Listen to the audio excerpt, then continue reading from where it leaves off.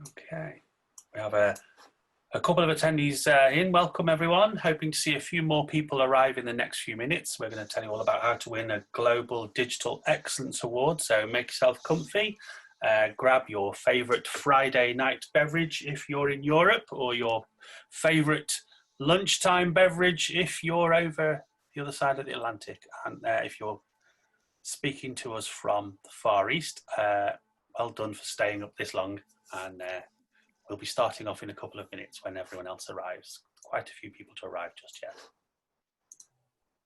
And of course, we're going to give you tips and information about more than just the one award. You'll be able to use these nuggets of information no matter what award you decide to enter. So Absolutely. If it's the US Search Awards, or we've got the deadline coming up very, very soon for the Global Search Awards, which is also one to get your entry in for soon. Absolutely. Okay, so let's kick off. Thank you for those joining us. I'm sure more people will join us on the way. So let's have a look at what our agenda is today. I'm going to introduce you to our esteemed panel.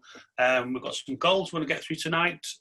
We've got two important pieces of news, very quick piece of news about the SAS Roundtable and Upload Search Conference.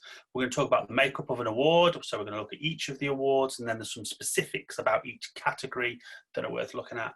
And I'm going to constantly be badgering Judith and Aleyda for their insight and their thoughts of having seen hundreds and hundreds of entries. So that's very exciting. And we've got plenty of time for questions at the end. So ask us anything. We want to help you win. We want to see really great entries, and we want to see a real winner coming forward. So I'm Dave Edmundson-Bird. I'm Principal Lecturer in Digital Marketing at Manchester Metropolitan University. Ladies, would you like to introduce yourself? Judith? Sure. I'm Judith Lewis. I'm the founder and CEO of Decabit Consultancy, consulting across digital channels. Fantastic. And Aleyda, tell us all about you. Yes, I am an international SEO consultant and also founder of my own SEO consultancy. And what I do for a living is mostly doing SEO consultancy for big type of brands. And also at the same time, I tend to also speak at many conferences at an ongoing basis, although at this point, because of the coronavirus, it is mainly online conferences and not so many from all over the world. So yes, I have also quite a bit of experience being a judge in the European Search Awards, UK Search Awards, US Search Awards too. So I have seen many all sort of entries, and I'm very looking forward also to share with you today a few tips of how you can format and make your entry highly attractive to win all the awards.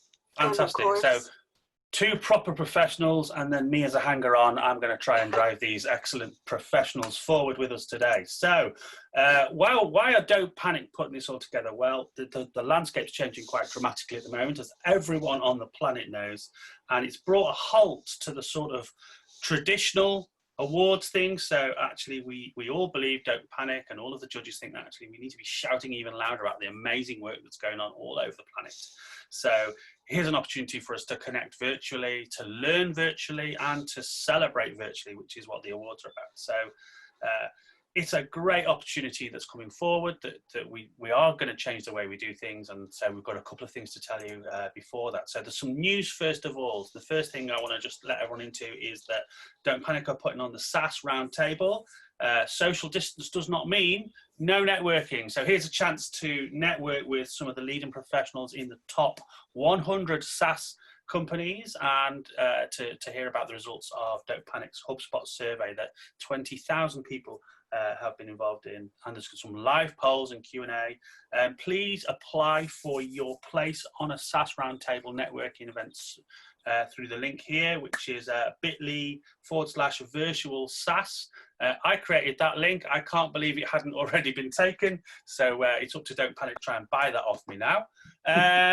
And the other thing that's worth knowing is the Upload Search conference, which has been brought to you by the team behind SaaSCon and delivered by Don't Panic Events. So we're having a virtual conference. It's going to be the most amazing thing ever. That's on Thursday, the 25th of June, between 10 and 4 p.m. British summertime. There's going to be 2 keynote speakers. Those people are going to be announced very, very soon, and 5 content streams curated by some of the most amazing professionals in that area. And there's a virtual pub, the Upload Tavern, running throughout the day to allow proper networking to take place. So please, again, have a look at the information that's coming out about that. That site was launched only yesterday, so it's bit.ly Upload Conf. And obviously we'll be sharing lots of these details through Don't Panic's social media accounts, so you'll be able to find out how to find that about that very soon. So on with the business. Our learning outcomes today is we want you to know as an audience what we're looking for as judges in the Global Digital Excellence Awards. We want you to be able to complete your entries satisfactorily, and we want you to improve your chances of not only being shortlisted but actually winning one of the Global Digital Excellence Awards. So first thing that's worth knowing is that all of the judges, we do this so often on many of the awards that we run, is we sign up to an NDA and we don't disclose the contents of any entries to anyone else. It stays within the firm. We do not accept bribes or money. Thank you for trying, but unfortunately I am far more expensive than that, and each of the judges has a reputation to uphold. So you can't buy an award through sponsorship, you can't win your way to the top through money, and judges themselves are not allowed to enter. So we are judges, we stay over the right side of the fence from people who want to enter, and we have a very strict code of ethics that we adhere to that's been built up over a long time. And so it's you do not have to worry about entering this. Things will be managed correctly.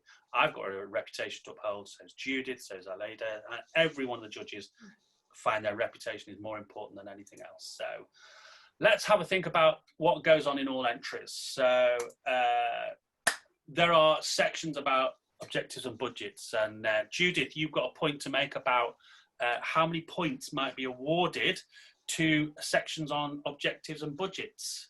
So this is a 10-point section, and each of the different entries will probably have this. And as it's marks out of 10, you want to make sure that you're concise.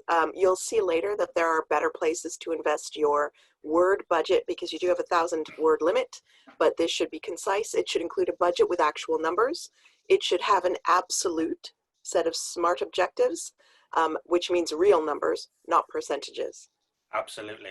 And one of the worst things you can do is not put anything in. We will take points away. I want to make a real important point around that indeed, because in not a trivial number of entries I have seen in the past that this is left empty or not clear enough. So this is very important, because how are we going to be able to assess the success of a process or a campaign? It is to validate that against the objectives, and also taking into consideration the resources available, the constraints available, right? So it's very important that this is very specific and that show the how many resources you had, what were the specific type of goals that you were trying to achieve, or that you achieve, of course, to show very clearly that you succeeded, and how much did it take for you in order to achieve those results. This is critical. Absolutely. To put everything else in context, right? Absolutely. Oh, well, I think it's time to teach grandma to suck eggs, because there is a view that with objectives we have a proper campaign, and that we are looking for best practice at a global level. So we want to see what is the best in the world. So the first thing is if there is a question about objectives in your category, tell us, are they business objectives, marketing objectives, or communications objectives? Make it clear. I'm the bore that wrote the book, so I am definitely going to be the person who's saying, what is this? I cannot see what this is. And they should be really clear, they should be singular, and most of all, they should be measurable. We should be able to tell whether they can be achieved. So a quick reminder to those of you who thinking, how do I write these again? Well, if it's a business objective, it should be about what the organization needs to achieve as a result of this activity. So it's what's our goal as an organization. So we might be talking about organizational goals. We're thinking about things that are long term. They may well be connected to your organization's vision or your mission. They may be a very big corporate one, or it might be a business unit level objective. But tell us that that's what it is that you're trying to achieve. If it's a marketing objective, it's about the strategic thrust for a plan, or a plan for a product or service.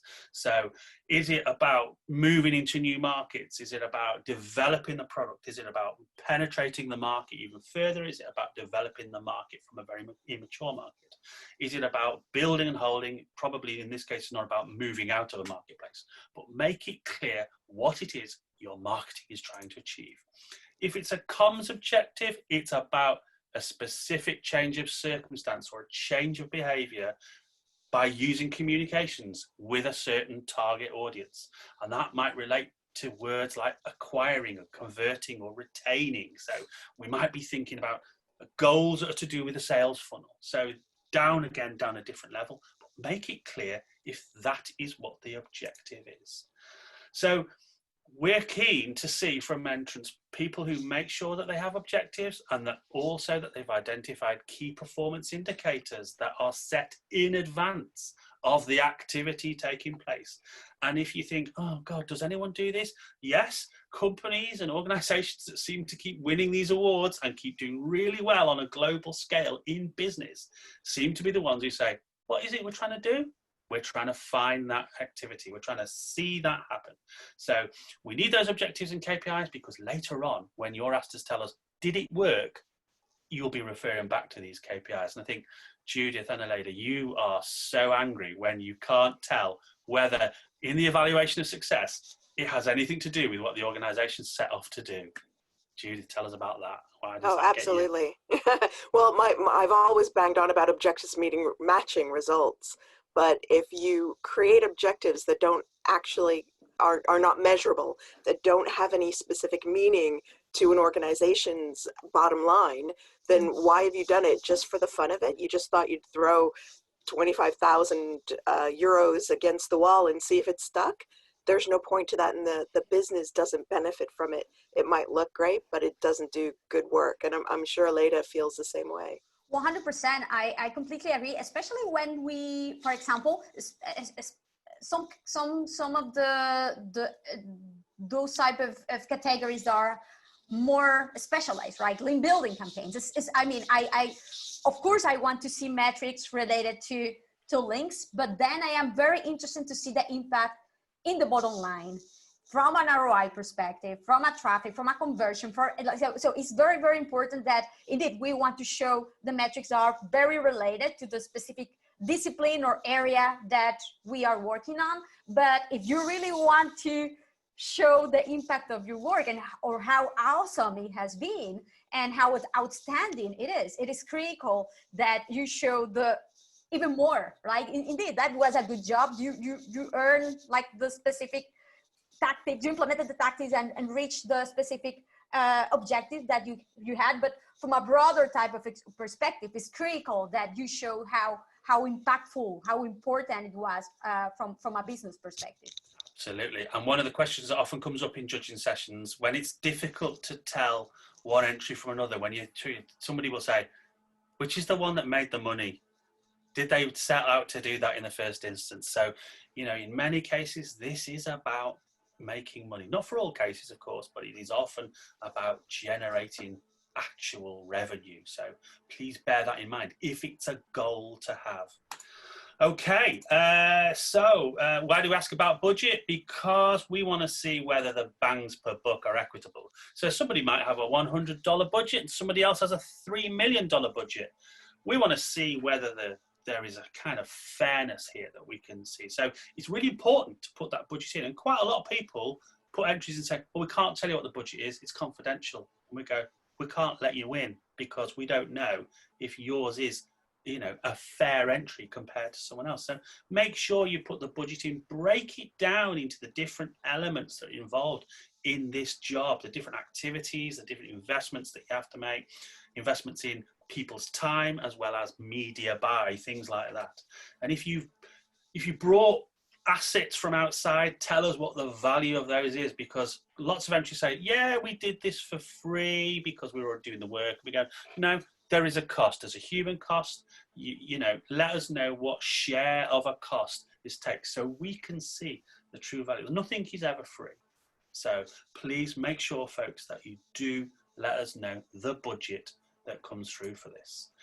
Right, let's get down to some of the specific awards. So we're going to look at campaign awards and site awards. So for campaign awards, there are 27 categories. So there are plenty of opportunities to enter a very specialist entry in here. I won't go through all of them right now, but they all follow the same sort of pattern.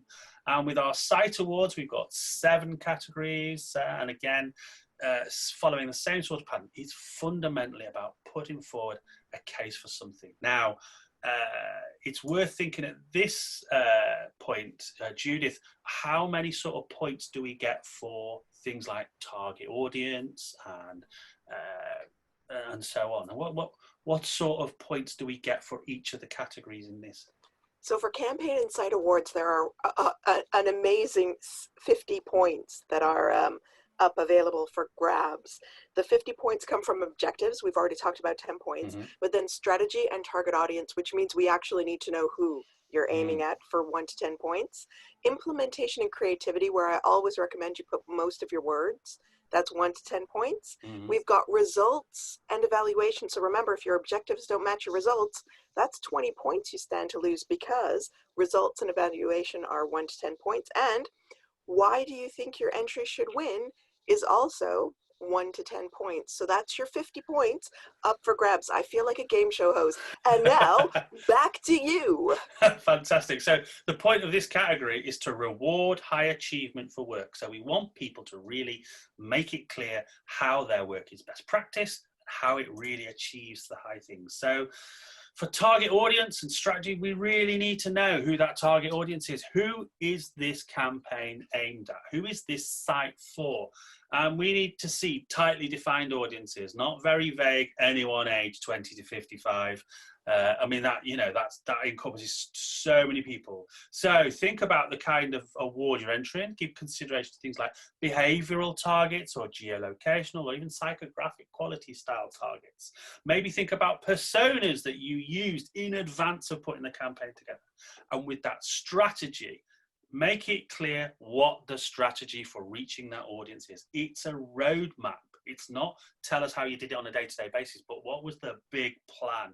What was the route to the target? And what stages did you have to go through so that you would achieve those objectives? So it's very important that that's really clear. Judith, now you think this section's really important, implementation and creativity. Tell us a bit about what you think you like to see here. I think because the objectives and results should really be bullet pointed to make it easier for judges to assess, because don't forget, we are rating 65, 70, 80. At times I've had to judge over 100 entries, not any fault of my own, just because I'm stupid and volunteer to help. But it's where I think that you inspire us as judges. This is your opportunity to say, this is how we did what we did. This is how we made the magic happen. With the target audience, we understand who you're targeting, but this is where we understand what it is. So we want you to inspire us. We've not been sitting over your shoulder looking at you doing this day to day. We need you to bring us into that environment and inspire us with how you came up with your ideas or what ideas you had. Don't go into too much depth. You've only got 1,000 words overall, but help bring us into your minds as you thought about this incredible creative design or creative implementation or creative piece of content for your client, and then how you went about executing it in as concise but still rich way as possible. You can embed you can embed images and graphs. You can point us to videos. I would recommend that this is the place where you put you put a lot of your effort, because why we should win, that's going to be a short one-liner. Your objectives, results, bullet points. Your target audience should be tight around your psychographic data. This is your opportunity to bring us in and make it shine. and I really emphasize it, it really has to shout to us. Tell us what you did that's going to make me think, wow, that's different. I have never heard of that before. Or what wow, I will add is that besides describe, to show us, I love to see screenshots. I love to see examples of the actual ads that were created, of graphics of the actual graph that shows the growth. To make an impact on us too, right? So it's very, very important that it's very, very well documented, right? To show all the document, to attach all the documentation, so it is very easy to grasp, to see the evolution, to see the impact that it has had, and especially how it is different, how it is unique, because remember that it's not about only the implementation, but the creativity about it, because of course, we are all in the business to make results here. So in general, we should be achieving growth or the objective that we set. But realistically, how your entry is the best, how it differentiates from anything else. So I think that is critical here to show what makes it super unique. Absolutely, absolutely. And I would say, make it really clear how you did it. What were the tactics you used? Make it really clear. Because if we have to dig to find it, we're going, I can't see it. But that creativity thing is really important. Some of these entries, perhaps outsiders don't see that there is a creative element to things like pay-per-click. But we know that there are things that people do that are magical. And we want to see that brought out, because you want to tell people that this is the most amazing thing that we should do. You know, these are really, really great ideas. So look for things that are new and different, either in the world or certainly perhaps in the industry or sector that you are operating in. Now, Aleyda, I know you're really keen on looking at results, and I know you, Judith, are very keen on evaluation. But this is really important. It's that follow-up to that very first question about objectives, isn't it? What is it you want to achieve? So this section must be about, did you win? Did you get where you said and you told your clients or you told your organization, this is where we were going to get to? Mm-hmm. So we want to see those results. So what do you look for in this section, Judith? I'm looking for, first of all, they match. So if you've bullet pointed it at the top and you've bullet pointed it at the bottom, thank you so much, because you make my life so much easier. But also we want to see recognizable third-party tools that are doing the measurement evaluation so that we can trust them. All of us have made Excel graphs. We all know how to fake them. Just because you put an Excel graph in there doesn't make me believe the answers. So make sure that you match your objectives to your goals. They're measurable, they're demonstrable as having a positive impact. And if you've bucked the industry trend, show that too. Show us the industry trend, show us you, and show us how much better you are. Yeah, comparative stuff's really good because you're demonstrating that you are better. Aleyda, what is it that really, really gets you excited when you're looking at this section? I really like the putting things into context, because it makes all the difference. Because of course, some industries, the trend is just because of the nature of the industry. Well, not anymore, unfortunately, because of COVID. But in general, many industries. Or imagine right now, if you were doing SEO or a campaign for one of those video conference type of system. So of course the traffic is going to go up. Of course the going to be more conversions, right? So it is very important that you put your wins into context. So this is what is happening in my market, and this is what I have achieved. So to show how of an outlier you are with your campaign. That on one hand.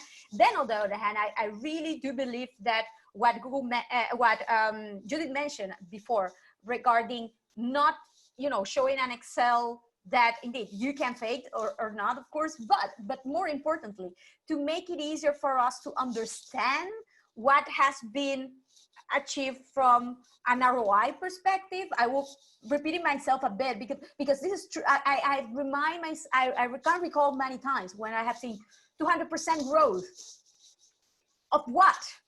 Can you please remind me what, and then I go back to the objective and I cannot see a number so I can compare it with, put into context, right? So it's critical that you are very, very clear in graphs using tools that we can all understand, that we can go back and validate just in case. That is super critical, I will say. And then last but not least, something that I really enjoy seeing are testimonials of clients. If you can go and ask your client to give a testimonial of how fantastic work you have done, something that, you know, endorse your entry, is even the better, right? In their own words, that you know, that we can see that is something that has been really meaningful business-wise for them, that goes beyond the normal type of results that anybody will be able to get. Exactly. And I like to see results where people said, do you know what? We didn't even know this was going to happen. And look what happened. The unanticipated excellence is sometimes the thing that can distinguish you from the competition. So the stuff we know you wanted to achieve, that's really important. But sometimes the icing on the cake, the differentiator, can be those things that you did not anticipate. So make sure that you do that. So that's the sort of best campaign, best site awards. Now we're going to move on to awards which are about the application of something in pursuit of things. So we've got 6 categories here: the global best use of conversion optimization, CRM, data, personalization, user research, and global user experience awards. So let's have a quick reminder of what those are. There's nothing particularly unique about this category compared to some of the other ones, but one of the things I would say is don't just tell us what your tools or data do. We can probably read about them anywhere. What we really are interested in is, what is it that's a core benefit that's provided by this? What is it that's a feature of the tool or the data that you applied? What problems did you solve that no one else did, that's really unique? And if you've moved on from a previous iteration, tell us what new innovations are unique that have been incorporated into your use of this tool or this approach or this data. So we're really looking for different things here. This is quite a hard category for us to judge, because lots and lots of different kinds of thing come in here. And I think that we sometimes, we really need to see a story really laid out in front of us so that we can go, do you know what? They've really done something different. I don't know if you've got any thoughts about that, Judith, in what we've seen in previous entries in other awards. Well, I should of course do my best Vanna White, because this particular category has 60 possible points. Yeah. And so this is the highest possible number of points that you can get in a category is 60. So we have 6 categories you need to be focused on, unlike other entry sections. So you've got 6 here, which is overview of the application. Yeah. And this could easily be overlooked because it comes before your objectives, but this is an additional 10 points. So make sure you fill that out, because more often than not, we will see something not filled out and it gets 0 points. We can't even award a single point. So you've lost 1/6 of your points if you don't fill out the overview of the application. And then it's your traditional 50. So just make sure that both overview of application and why you think you should win are included, and you've still only got a limited number of words. So use your words wisely. Don't use supplemental documents to increase your word count. Give us big pictures if you need to, but don't use that to try to get around the word count limit. Make sure that you're sticking to it. And yes, this is incredibly difficult to assess, because it's going to be difficult to express in words what it is that makes it unique. But I think that whether it's your tool implementation, or the application of your tool, or the application of your data, once you get your head around that, you'll do an amazing job. Absolutely. So I just want to move on to the next one, because there is a similarity. These are the awards for tools and technology, and there is some commonality with that previous application of entry. And we've got 9 categories here: global best personalization tool, best testing platform, best tracking platform. You can see these here. These are for people who produce these tools to present them to us to give a view on. And again, we have so many different tools that get you thinking, how is that one better than that one? Why is that different? So again, the messages really need to be clear here. And again, you've got certain parts of the message to get through. What are the points for this one, Judith? I think whereas for application that was a how, this is the what. So this is what makes your tool different and what makes your tool stand out. We see a lot of tools in search, whether it's PPC or SEO. And what we're looking for is what you've done that is different. So have you made a great monitoring app? That's one thing that's done really, really well. And here we've got about 30 points that we're looking at. So not only is it a tight category itself, but it's a tight field of how many points you can get. When it's only 30, each entry section counts. And then of course you've got to let us at least try the tool.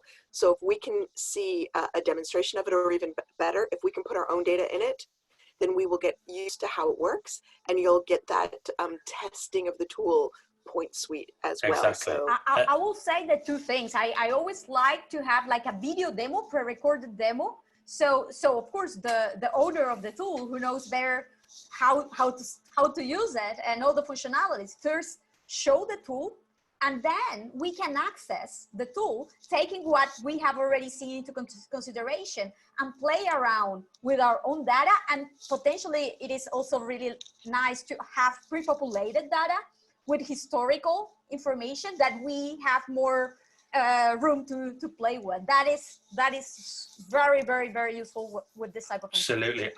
If I can't see it, I'm not sure about the entry. I don't trust it. I always go, no, I need to have a play. Even if I spend 30 seconds there, at least I can prove it exists. I think that's really essential for me. So yeah, a kind of a dummy data is really important in some of these tools, as well as give us guest access, let us have a play around with it. If you're worried that we're going to break it, that's another problem. But we need to see it. And that Aleyda, that the idea of you give us a run through yourself in a film, show it off, market it to us, so that we're thinking, I want to buy this. I'm really excited about it. Not only will I give it a top points, but we really need to be sold it. But again, talk about, don't just tell us what it does, give us the core benefits, what is the value that it creates in the mind of the user. What are the features that we are surprised about, that wow, I did not know it did that. What problems does your tool solve that no other tool in your marketplace does? And that is what will allow it to stand out from the rest. And if you've evolved it from a previous iteration, let us know what the new innovations are, the differences from the old one, that we're really keen to see that this is something that isn't just built 10 years ago and people are carrying on using it. This is something that's a living thing and evolving for the benefit of its users. So now to one of my favorite sets categories, which is the awards where an agency or a team or an individual puts themselves up for scrutiny. Now, we've got 14 categories here, from best agency in various particular fields. We've got some big competitive fields in the best small, best large SEO agencies, the best in-house digital teams, the best small or large PPC teams. And we've got Global Freelancer of the Year, which is going to be a highly competitive category, because you as an individual are going to have to stand out against every other freelancer on the planet and put forward your case. So that's quite the one. Now, we're talking about, again, chalk and cheese, lots of very, very different kinds of people. So it's very important that you make it clear what the numbers of people involved are, what their roles are, identify any key individuals that are associated with those roles that are highlighted. So there may well be names or job titles that are very key to the success of this team. You need to bring those details out very early on. Now, recent work examples, these need to be really tight, concise case studies. So don't ramble on, tell us something really interesting. Again, you've got a word limit here that you need to adhere to. So we accept that you might want to show us examples, but be very careful you don't use all your words up. But don't just pile everything into an appendix as well. We're going to read the entry. It needs to stand on its own feet, and then underpinned by additional things. Avoid using images to get around that word limit. It's the naughty thing, but use them to enhance the message. So, let us know that this is really important. Now, again, the questions around that recent work, again, think about our advice about objectives, implementation, creativity, the results. You need a little condensed version of one of those bigger entries. But it does bring us to that question, and Judith and Aleyda, we've asked this in many previous judging sessions, is why are we reading about this here, but not in one of the categories? If it's not an entry in its own right, is it a good thing? I always have a doubt if you're talking about something when you're describing yourself as the best agency, but you haven't put an entry in elsewhere. Are you really the best agency? So what we're looking for is, how does a piece of recent work demonstrate your values as a team, as an organization? What are the roles that those individuals played in the success of those particular cases and those pieces of recent work? You don't get to talk about those in the other categories. So this is about the team and its contribution to success. So make sure those things are really clearly mentioned. I don't know if it gets your goat, Judith and Aleyda, but recent achievements should just be about winning all the other award ceremonies. Fantastic that you can win other awards. I like to see achievements that are about work. So what are the accolades that are bestowed upon your organization that aren't about entering an award? So have you had a unique achievement as a team or as an organization or as an individual that is not about necessarily being in this sector? Is there something you've got that is quite a challenge to achieve? Maybe you have become the most carbon literate organization in your country. That could be something really important. Don't tell us that you've all suddenly got Google accreditation for something when everyone has to have it anyway. Give us some kind of certification you've achieved that would be hard for anyone within our business to achieve. And what unique things have you done as an organization that set you apart as an excellent member of your community, whether it's your sector or the country you live in or something like that? What do you do that makes your values as a team or an organization really stand out? What do you look for, Aleyda, when you're looking at a best team? What things really stand out for you? It really resonated with me, that last part when you mentioned about the contribution and larger, bigger, broader type of achievements that you have obtained, not only purely the economical ones that you have. For example, we have grown the team like 200% in the last year, and we have won all of these clients, and our profits have jumped this. But also beyond that, what makes your organization so impactful, so positive, so unique, so much better than the rest? And that doesn't only come from the economical perspective, right? Of course, it's important to make money. That is the goal of a company. But is there anything else? What is your vision? What is your mission? How are you achieving something beyond that? How you are giving back to your community? I think that gives you definitely this additional insights about something extra, something else, something more powerful than just business. Yeah. Judith, what do you look for in that category? Absolutely the same thing. I'm looking for something that you've done outside of work. If the only thing that you're able to list is, well, we did all of this and we made money, then it's really not, and we had pizza on a Friday and we've got a beer fridge. And, we champion equality. Don't tell us how, just say you do. Or we all went on a charity run. Well, I need to know more. Why did you go on the charity run? Because it was something that was particularly personal to someone in the organization. What made your organization want to reach out beyond itself and do something bigger? We're looking for not just you have 6 people in staff speaking at conferences all over the world and you've won every award that you've entered. We want to see what you're doing that makes you stand apart. And it's those small things sometimes that will tip the balance in your favor for winning over also ran. Yeah. For me, it's about being a good citizen. That's the thing. We expect a lot of the normal stuff, but the thing that sets your organization apart, because one day you're going to be recruiting new staff and they're going to be looking to see what sets you apart. And it isn't the beer fridge. You're absolutely right. It definitely is some of that much more softer stuff, transferable stuff that really shows your contribution to society. That's what gets people interested in you. So we are looking for those things as well. Around challenges. Now, I always like this one because whenever it's an SEO agency, they always tell us how much hard work that latest Google algorithm changes. Tell me about a challenge that none of us else have had to put up with.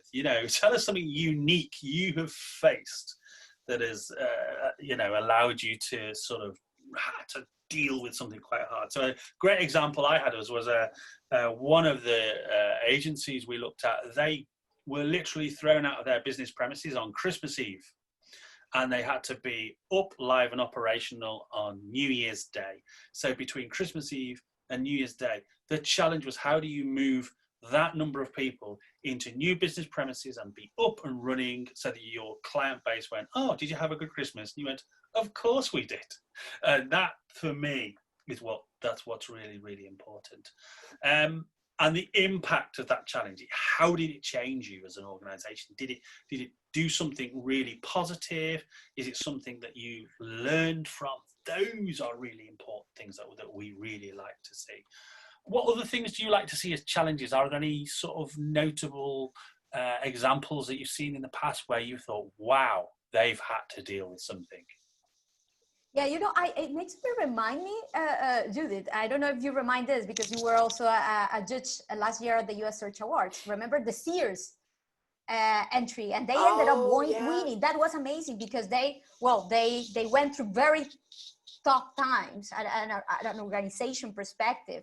The people went through moments that they even didn't know if they were going to be kept in the organization, and even like that they achieved growth. So I can see many entries coming, especially during these tough times of challenging times of coronavirus, of course. So that is what makes all the difference, when you show that despite all of the challenges that are outside your own control and that are especially tough, you are able to win and also pursue something meaningful and achieve something much more meaningful than the usual too. Yeah, exactly. And I think it's the uniqueness of the challenge is what really makes judges sit up and have a look and think, oh, these people have had to deal with something that is quite outside our normal experience. So our favorite piece of criteria is, why should you win? So everyone has to tell us, convince us that this is the entry that we should make win. And we might be looking at, in one of these categories, 100 entries. Certainly some of these categories are very, very competitive. So we want to know why we should pick yours. What is it, after everything you've told us, why should we pick yours? Why not the others? What makes us really want to pick yours? I mean, it should be jumping out. So I don't want to be satisfied with an entry. I want to be delighted by this last statement, which makes me think, gosh, that is really convincing. This is, tell me about the one-offness, the uniqueness. This is your chance to sell yourself. Make it easy for us as judges to buy. And we award points. We do. There are 10 points, Judith, is that right? Yep, so between 1 and 10. Yeah, we will say, yeah, that is completely compelling, or not. We don't have to think about why you should win. We need to be sold that idea very quickly. And just be careful not to leave it out, because we've had entries come in with sections blank. Exactly. So make sure that you have filled out all of the sections that are relevant for your category. Otherwise, you'll lose points. You're leaving the opportunity to win on the table. Absolutely. So it's time now for some of our judges' tricks and tips for winning an award. So, Judith, you're very, very keen to talk about the supporting collateral. So tell us a little bit about this. So never, ever, ever, ever, ever use this to get around the word count, because I will give you no points. Everywhere you try to refer me to this supplemental information, which has reams and reams and reams of words on it, I will dock you points because you've gone over the word limit. And it's not fair. It's not fair to do that when somebody else stuck to the rules. So if you do refer to any collateral, it should not be to avoid going over the word count. It should be to enhance something. So let's say you've got very tiny pictures that you've embedded in the entry. You can refer us to a larger version in the supplemental, and you just say larger images are in the supplementals. We will check your URLs. We will put them into tools. We will check through guest access to log into tools and to look at the way that you've done things. So we're going to scrutinize what you give us. Don't think that you just put it down and we never look at it. We absolutely do. So it could make the difference between you winning and you not winning. This is a winners take all game. It's not, you know, second place, third place, fourth place, fifth place, 72nd place. We don't all get a ribbon in this game. It's all or nothing. So make sure that you're referring us to something that augments, but doesn't try to circumvent. I think that this is something very, very important, that of course you use and you leverage collateral and supporting documentation, but without the goal of trying to overlook or not use the actual forms that you should use for the entries, because it, on one hand, because of doing it so, you might leave something out. I have seen these cases, just because using another format, etc., they left something very important that will have been obvious that they needed to fill it. They have used the proper form. That is also very critical. So it should be something that adds up and complements rather than replace, I will say. I think this is important. Exactly. And the thing that everyone should remember is that most of us are not graphic designers, developers, all these things. So if we have to be worried about a very technical detail in an entry which is not about technical details, the game's lost. So we know this is about people making a judgment about an entry, and it is the entry that wins. It's what we look at. Everything else is supporting that entry, and I think that's absolutely critical. Judith, you're going to say it again. Fill in everyone. Fill in every section. Fill in every section, absolutely. I mean, we're judging these because we're experts in our field. So if you leave something out, we might understand what you've done, but we can't award you the points just because we understand. You have to show us what you're doing. So make sure that you've checked that you've actually filled everything out, because if you haven't, you're going to lose us. Also, we are experts, so please, we've just said we're not developers. Some of us are developers. We're not graphic designers. I don't think anybody on the judging panel is a professional graphic designer. But you don't need to tell us that the reason why you did X, Y, and Z is because in SEO we do this. You've just wasted your word count. And if you go over, you will be docked points by a lot of judges. So make sure that you're being concise. You're not using too much jargon. You keep in mind that you're going to be speaking to an SEO person or a PPC person who is a leader in their field, and so they understand these things, which is why we ask you to inspire us in the inspiration section and not just explain that you did keyword research, because it's important to understand user needs. Yeah, I think it's worth emphasizing that in each category, somebody from your industry or from your vertical, at least one person is going to be in that group judging you.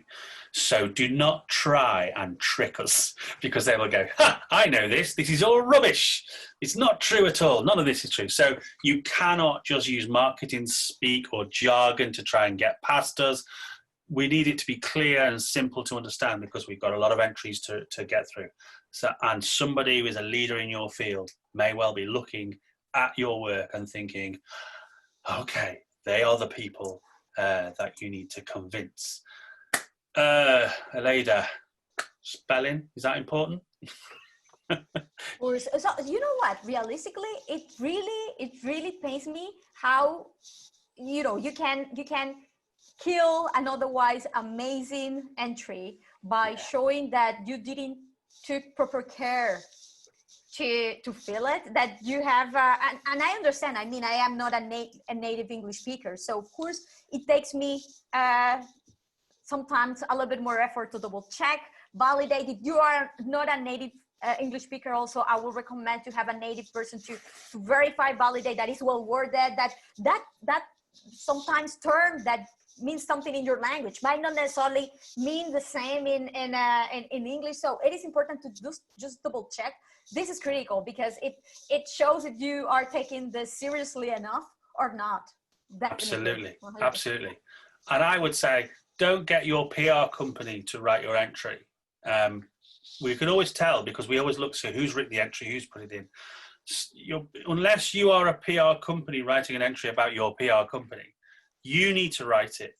You need to put the person who's in charge of this needs to write it. The one who is closest to the problem, closest to providing the solution, that person needs to write it because it's all about the truth and the heart.